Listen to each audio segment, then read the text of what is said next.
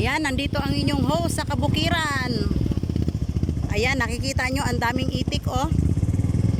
Ayun, ang mga itik. Sila naman ngayon ang tuwang-tuwa. Kasi naka-harvest na. Yan, ayun, nandun pa, ang dami pa, oh. Ayun. Tuwang-tuwa ang mga alaga.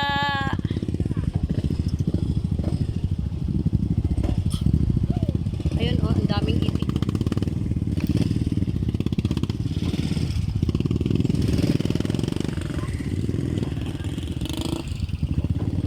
Ang daming itik. Pero hindi ako kumakain ng itik. Ayan, naliligo ang mga itik, oh. Oh. Ang dami, oh. Liligo sila.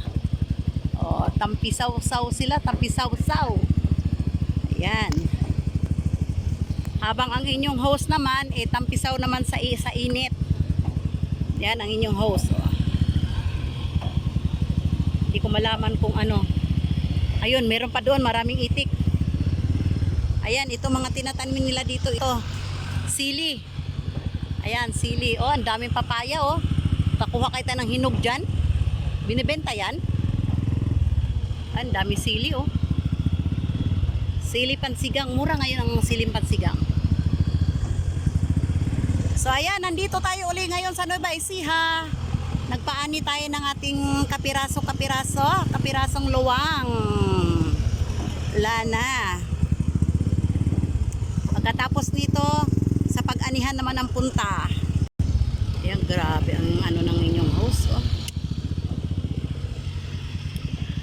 Hello! Ayun na naman ang mga ayun.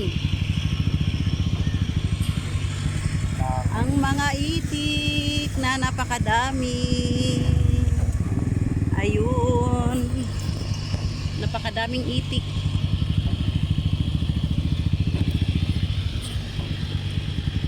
Tuwang-tuwa sila sa buhay nila. Iyan naman ang kaligayahan ng mga itik kapag pagkatapos ng ani. Kasi pagkatapos niyan, sila ang nangingain. O, sila ang nangingain, naliligo. Ay, ang saya nila talaga. Grabe shoes. Grabe ang saya nila, oh. Ang saya nila, ang saya. Kayo ba ay masaya? Ayan. Ang mga itik sa Kabukiran. Ang dami nila, grabe. Ang likot nga lang ng camera, pero ang dami talaga, oh. Oh. Ayan.